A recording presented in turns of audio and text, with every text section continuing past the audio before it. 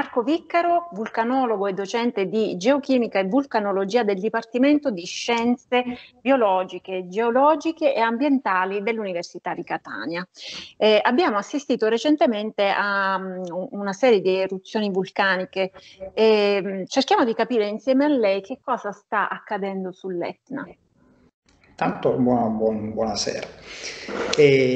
Allora, l'attività eruttiva dell'Etna di questi ultimi giorni deve essere inquadrata in un periodo un po' più ampio. Noi ultimamente sentiamo infatti parlare di settimo, ottavo episodio, siamo questi primi giorni di marzo, ma in realtà siamo già al 12° episodio eruttivo che ha queste caratteristiche, in quanto diciamo, l'inizio di questa miniserie di attività violenta ma di breve durata deve essere fissato con l'episodio del 13-14 di dicembre del 2020, quando diciamo, da un quadro in cui l'attività eruttiva era di bassa intensità e concentrata ai crateri sommitali, in particolare tra crateri di sud-est e cratere Voradine, e durava già da praticamente un anno pieno, un anno e mezzo, si è rotta questa monotonia e l'Etna sta dando vita a queste attività decisamente più spettacolari, più violente, intervallate in questi ultimi giorni da poche ore. Si parla di inizialmente una trentina di ore, dopodiché la frequenza è un po' cambiata, ora siamo intorno ai 2 giorni e mezzo, 3. Si tratta di eventi, di eruzioni simili alle precedenti oppure questa volta c'è qualcosa di diverso?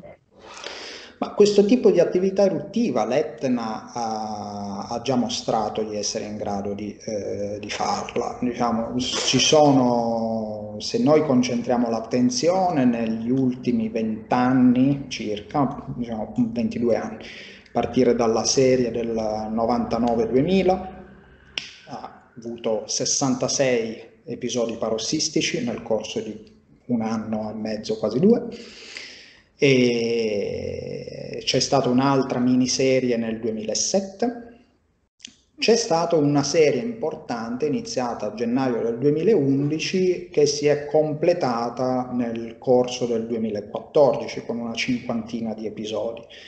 Quello a cui stiamo assistendo oggi, se vogliamo, è molto in linea con questi tipi di attività, quindi cioè, non c'è, è sicuramente un qualcosa che cattura l'attenzione, però non c'è nulla di eccezionale in questo tipo di attività. Ecco, l'Etna è uno di quei vulcani che riesce a dare sempre un grande spettacolo e in queste ultime settimane lo abbiamo visto. Ma dal punto di vista scientifico, cosa può raccontarci l'Etna durante ogni eruzione?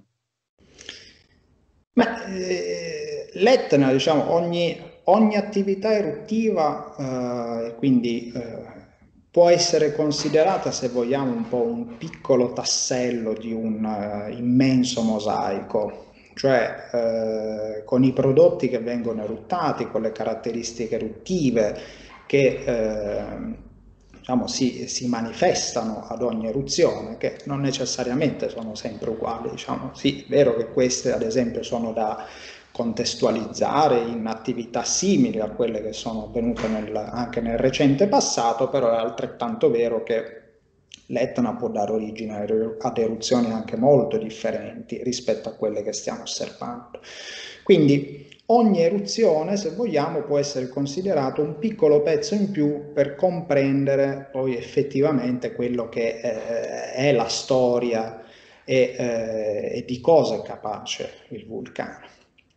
Questo è importante perché noi in realtà è vero che l'Etna è sicuramente uno dei vulcani più monitorati al mondo, più studiati al mondo, diciamo c'è una potenza di fuoco che viene spesa per lo studio dei prodotti, diciamo di come si comporta il vulcano nel suo complesso, però è anche vero che ancora molte cose devono essere comprese sui meccanismi di funzionamento del vulcano. Ecco, oggi come avviene il monitoraggio dell'Etna, dell'attività vulcanica, con quali strumenti e soprattutto perché è importante e utile questo monitoraggio?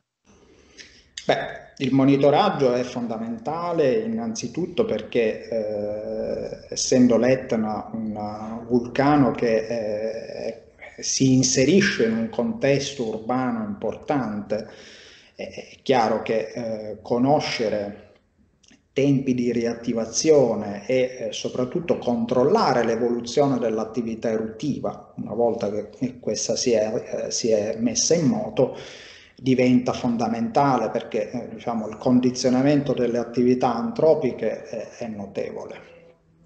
Come viene monitorato? Diciamo, il monitoraggio etneo è in carico all'Istituto Nazionale di Geofisica e Vulcanologia. Diciamo, le tecniche di monitoraggio, quindi i vari sistemi che vengono utilizzati per tenere sotto controllo, diciamo, cosa bolle in pentola, sono molteplici. Ci sono prima di tutto delle tecniche che mirano a valutare la deformazione dei fianchi dell'edificio, e questo a livello millimetrico chiaramente o al più centimetrico sul lungo periodo. Sono delle tecniche che consentono di capire se ci sono nuovi ingressi di magma o se a seguito di un'attività eruttiva, ad esempio, l'edificio progressivamente si contrae, quindi si sgonfia, potremmo dire un po' volgarmente. Altre tecniche di monitoraggio riguardano i gas vulcanici, che la composizione dei gas che vengono emessi soprattutto principalmente dal plume, quindi dalla zona sommitale, possono essere considerate dei precursori di un'eventuale attività eruttiva. Cioè in funzione di come cambia la composizione dei gas si può conoscere, diciamo, il livello a cui sta stazionando il magma all'interno dell'edificio vulcanico. Oppure, diciamo, queste sono delle tecniche che, se vogliamo, danno delle informazioni un po' più molto ravvicinate, se vogliamo, a quella che può essere il preludio dell'attività eruttiva. C'è ad esempio quella dei segnali sismovulcanici come il tremore, così il fantomatico, il famigerato tremore che da molti anche appassionati viene monitorato continuamente, diciamo, in questi periodi di attività eruttiva, in particolare quando l'ampiezza del tremore vulcanico inizia a crescere, si va verso un'intensificazione dell'attività eruttiva che può portare poi a questi episodi di fontanamento. E un altro aspetto che caratterizza, insomma, le zone le città che vivono ai piedi dell'Etna è proprio la cenere vulcanica, che ultimamente abbiamo visto anche arrivare in maniera massiccia nelle nostre città. Ecco, ma la cenere vulcanica è dannosa per la salute dell'uomo? Le ceneri vulcaniche nel loro, diciamo, in generale, diciamo, non sono un materiale che si possa dire faccia bene. Ecco. La fortuna delle ceneri vulcaniche etnee è che la taglia, quindi cioè la dimensione delle ceneri, generalmente non è cioè si tratta di ceneri non particolarmente fini. Cioè sono delle ceneri che diciamo, non hanno la capacità di penetrare in maniera importante a livello polmonare. È chiaro che creano dei problemi sia durante la fase di ricaduta, perché possono dare dei fastidi anche, se vogliamo, abbastanza gravi agli occhi, possono dare dei problemi di rilevanza più o meno variabile, chiaramente a seconda anche della sensibilità dei soggetti alle prime vie respiratorie, quindi cioè inalare cenere vulcanica oppure averla diciamo, nelle prime vie aeree di respirazione, chiaramente può comportare dei problemi. Però rispetto a quello che si verifica, diciamo, ai prodotti che vengono eruttati presso altri sistemi vulcanici in giro per il mondo, penso ad esempio a tutti i vulcani della Sud America o i vulcani giapponesi, diciamo, vulcani che sono inseriti in un contesto geologico, geodinamico molto differente rispetto a quello dell'Etna. Questi hanno la capacità di eruttare delle ceneri che sono molto più fini. Ecco, queste ceneri molto più fini invece possono penetrare a livello polmonare e chiaramente comportare tutta una serie di problematiche più serie. È possibile prevedere i terremoti legati all'attività eruttiva dell'Etna? Allora, i terremoti non si possono prevedere in generale, questo qualsiasi tipo di terremoto, che sia un terremoto di origine tettonica o che sia di origine vulcanica. In particolare, diciamo, questo tipo di attività eruttiva, che quindi è un'attività molto violenta, se vogliamo, nella sua manifestazione, però comunque concentrata a livello sommitale, cioè sono i crateri sommitali che danno origine a questa attività, sono il sintomo che l'edificio vulcanico sfrutta le sue vie di risalita principali. Queste sue vie di risalita principali sono fondamentalmente aperte, cioè non hanno bisogno di aprirsi. Un terremoto si genera quando il magma deve ancora trovare una via di risalita e quindi se la crea fratturando la crosta. Quando abbiamo quindi questo genere di attività eruttiva alla sommità, non abbiamo un'attività sismica importante. All'Etna le attività, diciamo, sciami di terremoti più importanti, che quindi possono avere tutta una serie di problemi e anche ripercussioni, se vogliamo, su attività antropiche, centri urbani, si possono avere quando si va verso uno scenario di eruzioni laterali, cioè quando il magma dai condotti principali decide in qualche momento di andare verso l'esterno dell'edificio, quindi cercare delle vie laterali. Ecco, queste vie laterali, che nella maggior parte dei casi non sono delle vie aperte, man mano che il magma si crea la strada, questo crearsi la strada dà origine a questi terremoti, che in ogni caso non sono prevedibili. Diciamo, quando si va verso uno scenario di quel genere, ce ne sono centinaia di terremoti di questo tipo, quindi spesso anche uno di seguito all'altro. Però, diciamo, non è il caso di quello che diciamo, a quello a cui stiamo assistendo oggi. Spesso ci si fa questa domanda: ci sono dei collegamenti fra il vulcano Etna e altri vulcani presenti nell'isola? No, diciamo questo sì, è un qualcosa che è una domanda molto frequente che viene posta, però in realtà no. Occorre però una spiegazione di quello, su questo aspetto, perché a livello geologico, cioè se noi guardiamo le dinamiche del nostro pianeta a una scala differente rispetto a quella a cui siamo abituati a osservare, quindi una scala più locale, ma effettivamente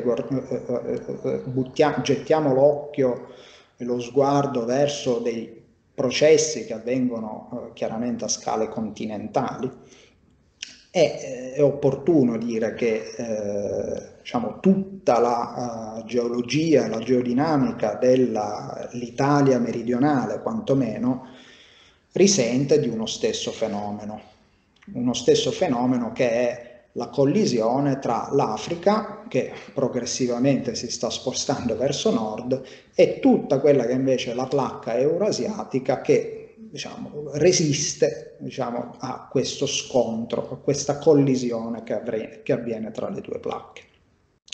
Quindi un po' tutti i sistemi vulcanici che abbiamo nell'area mediterranea, quindi parte l'Etna, abbiamo avuto in passato i centri eruttivi agli Iblei, abbiamo Pantelleria, abbiamo le isole Eolie, abbiamo il Vesuvio, abbiamo l'arco dell'Egeo, Santorini, Nisiros, eccetera, eccetera.